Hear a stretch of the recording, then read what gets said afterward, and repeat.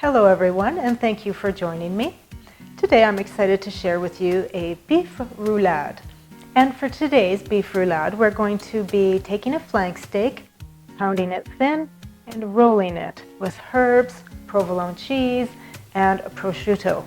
I'd also like to take a moment to encourage you to subscribe to my channel, and don't forget to leave me any feedback or comments. Now I have about a 24-ounce flank steak here. Anywhere from 16 to 20 ounces is perfectly fine. This one just happens to be a little bit on the larger side. So we're going to go ahead and butterfly this flank steak. And what that means is we're going to cut it in half horizontally, but we're not going to cut all the way through. I'm going to show you how that's done.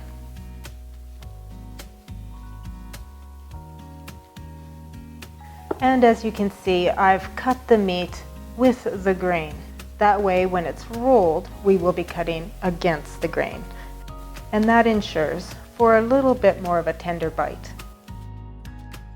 And we just want to stop an inch or two before going through the very end. Now we're going to simply open it up like a book. And now we need to pound our flank steak so it's an even thickness. And this helps ensure that the roll cooks evenly, and it makes it easier to roll.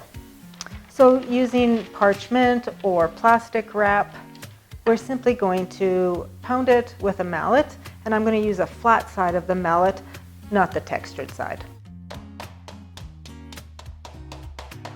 And you'll want to pay attention to the seam of the flank steak and get that as even as possible with the rest of the meat. And here we have it, and you can see it's a fairly even thickness, a little bit thinner in here, but you're not going to get it 100% the same. And now we're going to season evenly with salt and pepper. And then we want to spread with a layer of Dijon mustard.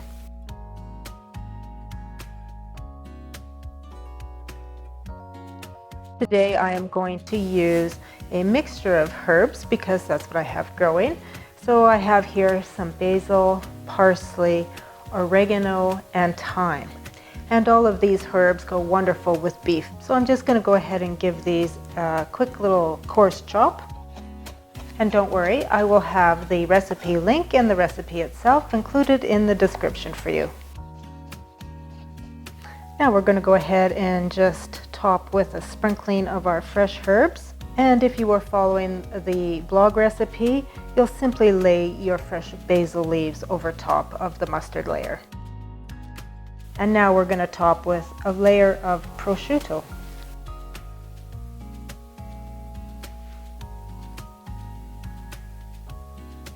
And the last element to our layers is provolone cheese.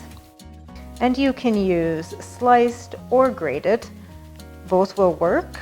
In fact, I find that the grated helps the roll to roll up a little bit tighter than using the slices. All right, you're going to want to have a few toothpicks at the ready, and we're going to roll this up jelly roll style, starting at the long end. And you want to roll as snugly as possible.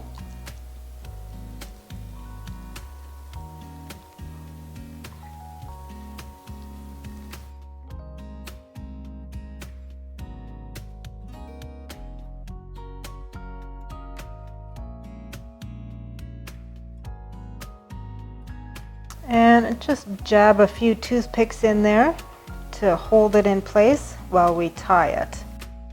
All right, I have some butcher string here that I'm going to cut in about 10-inch pieces. Doesn't have to be exact.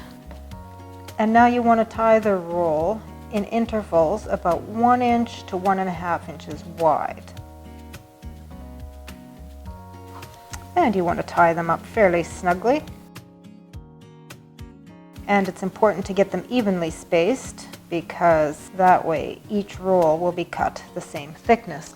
Now that the roll is tied, go ahead and remove the toothpicks and clean up the strings as well.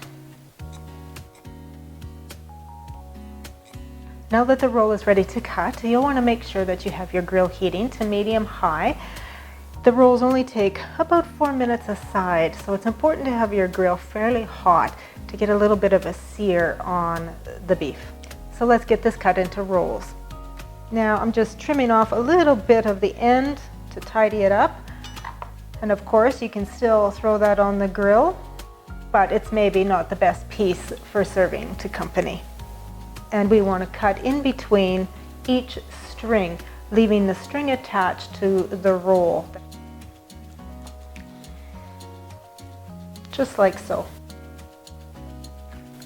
And you can assemble and cut the roll up to 1 day in advance. So it's a lovely recipe for company.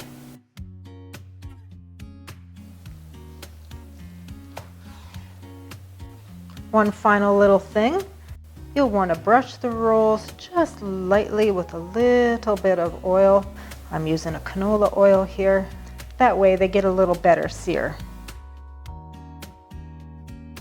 And there we have it. Our rolls are ready for the grill.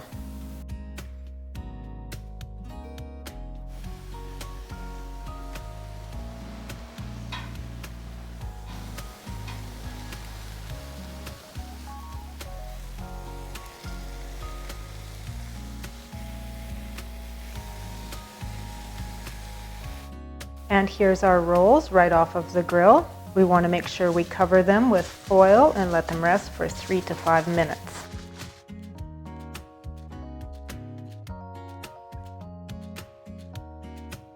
And here are our gorgeous beef rolls.